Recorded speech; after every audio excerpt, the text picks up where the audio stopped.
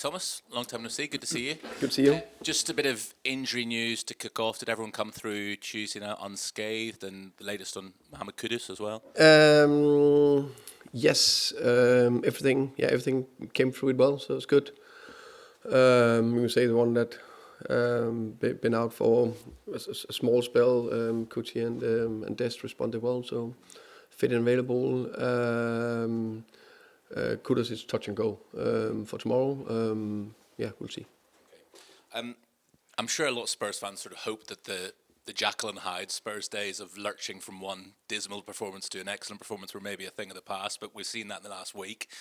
What gives you the confidence that tomorrow we'll see a performance more like Tuesday nights than last Saturday's?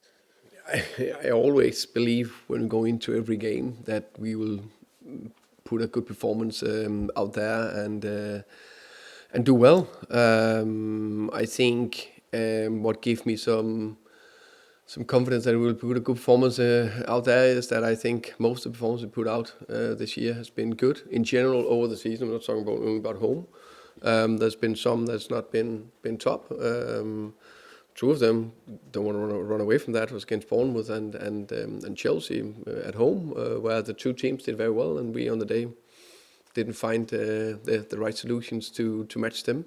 But I'm very confident because I think I see the right layers, the attitude in the players, the ability to want to improve.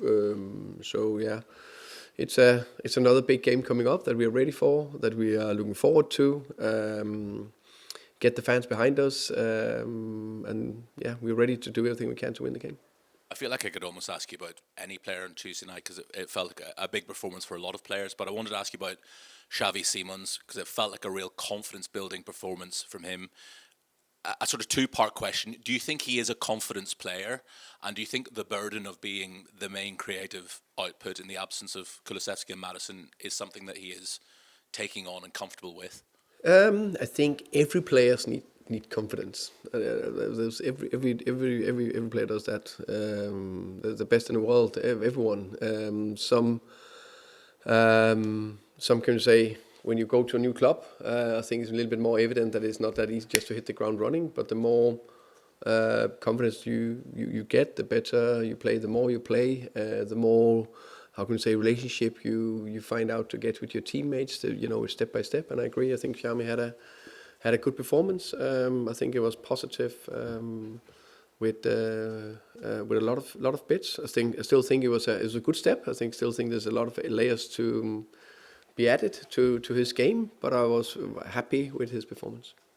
Just one final question from me on Destiny. I appreciate there's probably stuff you can't say about what's going on there, but a really, again, great performance from him on Tuesday night as well. And given everything that's been happening off the pitch for him, just how much have you been having to support him one-to-one? And have you seen, has he come to you for support? Has he seemed different, more subdued? I think that the club, of course, it's a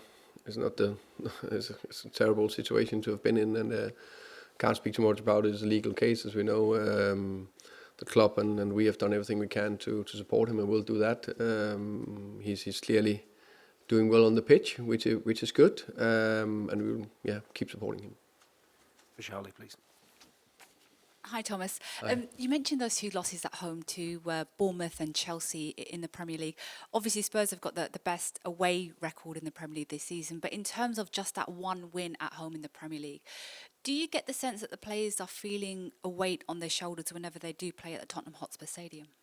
I think this is it's a big shirt to wear in many ways. It should be proud. It should be, something you're really excited about, wearing this beautiful shirt. Playing home and away shouldn't matter. To play home should be a massive boost. When we play at home, we should feel even more confident, even more, how can you say, aligned, even more willing to do everything. I understand that the stats are not too good over a long time. For me, it's now there's a new opportunity we need to embrace in the best possible way. Coming out there against a great Man Utd team that's in great form, it'll be a great game. and we'll do everything we can to get out on top. In terms of Man United, most of their Premier League points this season have come when they have less than 50% possession in games. How do you expect them to play tomorrow, and how will you try to look to counter that? I think first and foremost you can see it's a Man United team that got more confidence. Definitely, I think Ruben and his coaching staff have done a very good job. It's clearly been a tough year for them and for him. I admire him a lot for that, to go through a very tricky spell with a lot of how can you say, setbacks. So to get through that with that focus is well done, and you can see the bits he's been working on it's more and more clear. I think it's also clear that he play not only a system but a specific way, which they are very good at and they're getting better and better at. Right now they are in a moment where they have more or less, I think every key player available, and found his team, played more or less the same team last 4 or 5 games. So we know exactly what to expect for them. I think they have a incredible, dangerous front three. They are starting to get more up to pace, and we need to close them down. But on the flip side, make sure they run a little bit more backwards. So because we are attacking. One of those key players is someone you know really well, Brian Mbeumo, who's been named October's Premier League Player of the Month. Obviously, he had a bit of a slow start to life at Manchester United, but he's settling really well now, and he's showing everyone of course, you know what he can do. How pleased are you to see how he's doing? And I imagine you're not surprised at that. No, I'm not surprised, of course. That of course, I will step out of my role at Tottenham or everything. I just, when you work with a player for 6 years, you get a close relationship, and to see him developing from being a young man, 19 years old was he when he moved to London and Brentford, and left 6 years later, going into one of the biggest clubs in the world with all that focus and the way he stepped up. And for me, looking from the outside, maybe a little bit biased, I think he's been their best offensive player. He can create, he can score, he works hard, he's a team player. He is the perfect example, in my opinion, from a player what I call about attitude, confident but humble. He's a top player. I think he will have fantastic success there, and I hope that for him, not tomorrow, but in general, I wish him all the best. Thomas. Welcome. Hi Thomas, how are you? I'm good, thank you. You? Good, thank you. We're about to approach the final international break before Christmas, and then that big block of fixtures through till March. So you've been here 3 months. Kind of a two-part question. Firstly, has it gone how you expected? And secondly, are we now seeing a Thomas Frank Spurs, or is that still work in progress? That will be a work in process. That's no doubt about that. I think the first 3 months has been super exciting. A big learning curve, because I think if you're not humble enough to admit, you learn, of course, every single day. You walk into a new club, you learn the players, you learn the staff, learn about the club, you learn about how it works, the fans, everything. But I think it's been overall fine. I think we've been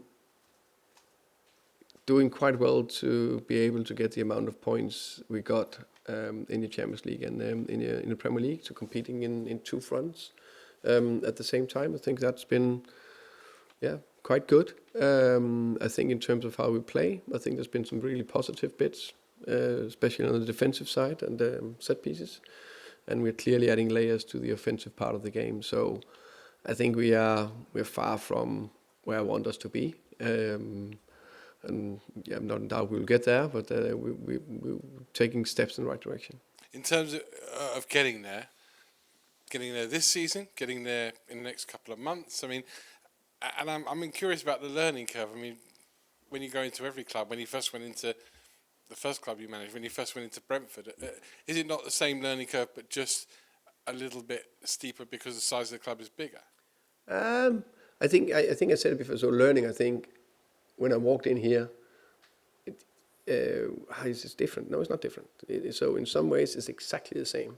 is coaching 11 players, put a game plan up, evaluate a little bit, nurturing their egos, say them they're good enough, Players got egos, take them coach. up, when it's not going too well, manage expectation from the outside, a little bit more questions, try to implement the culture. All that is exactly the same. It's just different people. The level of what you want to do in terms of tactical is a little bit because they came from another setup, not worse, not better, just another setup. So you try to implement your principles, the way you want to do it with culture, with my fantastic staff around me. So when I say the learning curve, it's to learn the people, how they function in good days and bad days, how the team react to a disappointing game against Chelsea. We love to respond. So all those bits, that's learning. How you find out what is the right players that play together, what is the relationship on and off the pitch. Say the staff, the board, whatever, all that's learning. Where the last days in Brentford, I could walk in, not say anything, walk out, and I just knew it would be smooth, easy. Now it's a few more hard yards, but it's part of it. Is it good for players to have egos? And how difficult is that to control? I think we all have egos, even you. And even I know we all have it, because we don't have an ego. I don't think none of you would be in this room being in your position. I would not be sitting here. Some are just a little bit better to manage it themselves. Others need a little bit of guidance. So yeah, that's part of it. You're welcome. Thank you. Hello, Thomas. Just want to ask you about some strikers. First one, Randall Kolo Muani. Obviously, we've seen some positive steps from him. You say there's more you still think he can reach. What is it? Is it fitness? Is it sharpness? Is it adapting to Premier League, or all of the above? I think it's a little bit of both. I think sharpness, because fitness-wise, he is, how can I say, he's fit to start and play, and he played. What did he play against Chelsea? 70 minutes, I can't remember, and then 75 against Copenhagen. So he is that, but to do it at a highest possible intensity throughout 90 minutes, that I don't think he's there yet. But also to have that sharpness where you don't think in your action, you just do it intuitive. I think that bit he's getting there. But I think it was very promising game against Copenhagen, and I think he's on the right track. Does he bring that's different to maybe Richarlison or Solanke? I think he's got a little bit. I think Solanke also is quite good to running behind, but I think maybe a little bit that pace down the side. I think that's a bit of it. I think he's in general, just not talking about him. I think I like his combination play. I like his link-up play. I just think he's a good player. Just very quickly on Solanke, actually, how is he doing? Is he kind of on track to come back like maybe quite quickly after international break? Yeah, I think the international break will be the big decider, because we have 2 weeks there to push him next steps. It's as you say, it's going forward. Just to take it instead of the questions every single time, because it was clearly that he was not ready before the international break. It's more we look after the international break. That's what we're aiming for, and I think you always want to get it right, but I think it's important to get it right so he's out there, can help the team, and we need him back. Just last one, a young striker, Dane Scarlett, came on, had a positive kind of impact on the game as well. He's been a young player that's been talked very highly of by a lot of the Tottenham managers in the past, that he was going to break through and was going to be this kind of big, maybe even England international. What's he still going to do to reach that? And obviously there's a lot of competition for him here to make any impact at all. I think with Dane, first and foremost, I think he's a great player. I think he's a fantastic finisher. He finishes at a very, very high level, left and right foot. I think probably he need the bits that every player needs. He needs to play minutes and games. That's the biggest thing. And right now the competition is tough here. And to be able to give him, let's say, 3, 4, 5 games in a row is probably a little bit difficult. It's never impossible, but it's a little bit difficult. So for me, he needs to play games. Finish with George at the back, please. Hi, Thomas. You just spoke about sort of relationships and combinations. It feels like Xavi and Wilson Odobert have really got a good rapport, and I only sort of realised recently they played together at PSG in the academy. How sort of quickly did you guys on the training field see that kind of rapport and that relationship they have, and how sort of eager are you to build on that as well? Yeah, I agree. I think that little bit, let's say, between the two of them, you all know it when you see two players that get along well outside the pitch. They also tend to find each other on the pitch a little bit. They just know, I go, if you run there, I run there. If I play around the corner, he'll be, and not set, and now he runs deep, or whatever it is. I think that helps definitely, because I also think they have more natural conversations about, okay, if I turn here, then you run down there, or if you turn, I want the ball there, whatever it is. So I think that's important. You've seen it plenty of times with players in the past in different clubs. And I guess how eager are you to sort of build on that? They're obviously two young guys, both have big price tags on their head, but it feels like kind of slowly but surely, certainly in Wilson's case, he's kind of starting to show his worth. Yeah, I agree. I think, as I said, Wilson before, I think it looks right when he's out there on the pitch. Happy that he got his goal against Copenhagen. I think he looks lively. He's always there. He wants the ball. He's not afraid to get it into feet. Under pressure, he's good to arrive in the box. He's alert. The goal is actually a good example of that. A little bit impossible ball that muani is chasing down, and maybe does he get that? It doesn't get, but he believes. So Wilson is on the way quite early. That means he's in a perfect position to a relatively easy goal. Others could maybe just leave it. So he's constantly alive. His eyes is aware. And just with Tuesday, it was a fantastic winning performance, and the atmosphere was really, really good. I'm guessing probably the first time you've really seen the stadium that alive and rocking as much as it was. How much did you enjoy seeing that, and how much do you kind of want that again, I guess, tomorrow at 4:00? Yeah, well, the stadium was really rocking. It was great to see and experience, definitely. I said many times before. I think it needs to be a collaborative approach between fans and players together. Just want to do everything we can to get over the line and win a game, and the more we can push each other to bring that positive energy in, the better. And that will be both ways. We will do everything we can to perform, to come flying out, to be on top of the game. Some part of the game will not, because we face a good team. No team will have momentum in 90 minutes. But that positivity, we definitely need to build on that. Okay, well, in the broadcast section there,